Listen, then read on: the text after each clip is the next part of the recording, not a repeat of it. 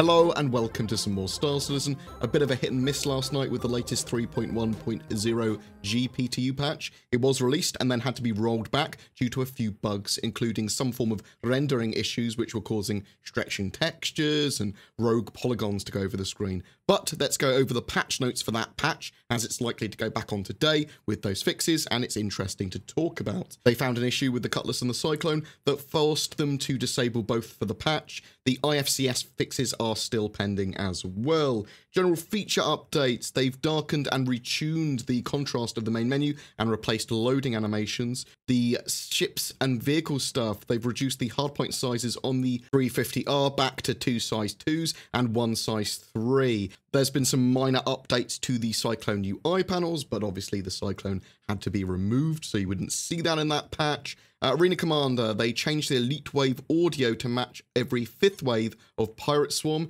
They altered the health value of the glaive to make it more challenging to kill, and they altered Pirate Cutlass loadouts. So they've also reduced the amount of time a repair tool stays around too. User interface stuff: the target orientation arrow on the visor will only appear in fixed views rather than a live view. Bug fixes: updates to the insurance system to fix player claim loadouts. Players should no longer randomly lose the ability to target other ships and vehicles. There should no longer be a visible seam where the head and body intersect on the character customizer. Missiles in multiplayer should now display HUD warnings. The heavy slaver helmet should no longer be missing its mouthpiece texture. The interdiction effects should no longer stick around after you abort quantum travel. The hit indicator in Star Marine should no longer be absent. HUD markers should no longer appear on landing pads that are not free or used. The loading screen should now finish before the game elements begin to come through. AI should no longer run into the boundary as often. They've updated the MFD glass shader on the Freelancer. Wind sounds should no longer play on planetary bodies that don't have an atmosphere.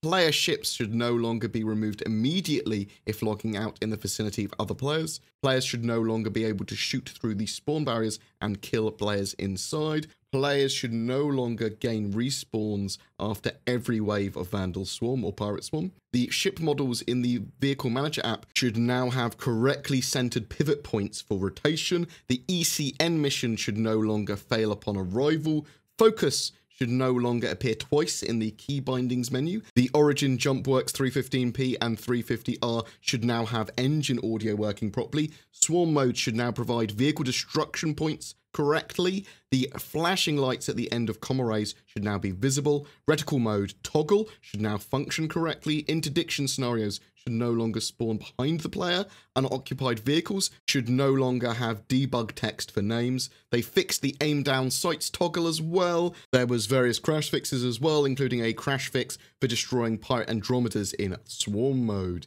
So the focus of that patch had been slightly shifted as well to, well, at least redefined to combat in swarm and multiplayer arena combat, with a focus on behavior of ESP and the new ship weapons, as well as racing in Arena Commander with the Razor and other race ships, plus some of the updated racing changes. So similar focus, but a little bit more defined. Hopefully, they will fix the issue with the Cyclone for any patch they put out today, as that vehicle is amazing and my favorite thing that is in the current version of 3.1. Now, a lot of the features are not in 3.1's PTU yet. That's because they're testing them one at a time sort of thing. They're going through a list. They're putting some ships in, testing them, moving stuff out, and more of those features will be added in the coming few days before a live build towards the end of March. Now, I'm going to say something that may be unpopular, but I'll say it anyway because it's what I'm thinking. I'm thinking that 3.1 might get pushed back to the first week of April, so like the 5th or the 6th of April,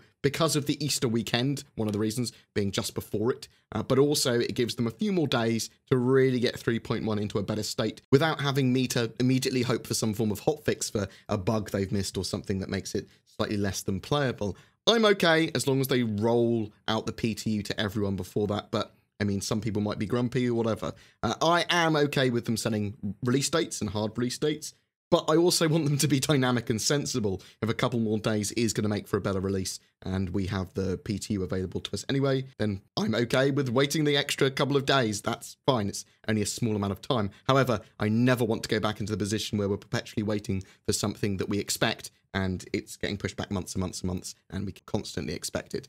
However, with the new roadmap and the release schedule that I really do like, I'm expecting Star Citizen to keep delivering and to constantly deliver. But this rollback actually made me realise I'm after a quality product rather than something now. I just also want something now because I am a greedy gamer, but I've got lots of other games to play as well. And even when Star Citizen comes out, I'm going to be playing other games. I just will be playing a lot of Star Citizen, mostly Star Citizen.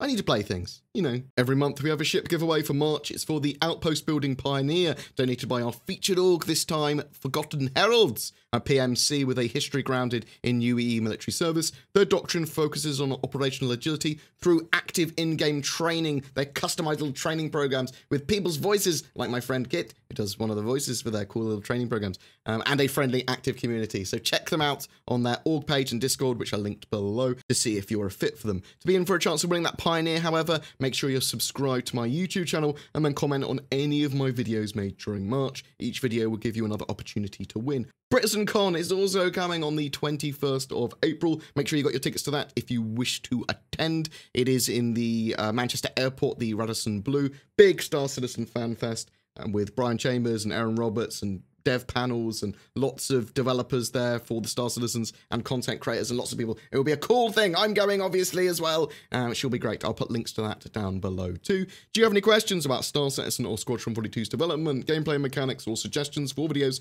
Chuck them in the comments below. A massive thank you to my Patreons who allow me to create the amount of content I do. If you're interested in becoming one of those lovely fellows, then please find the links to Patreon as well as donations down below, as well as everything else we've talked about. Kaboom! Please don't forget to like and subscribe, as it really does help me, and I'll see you in the verse.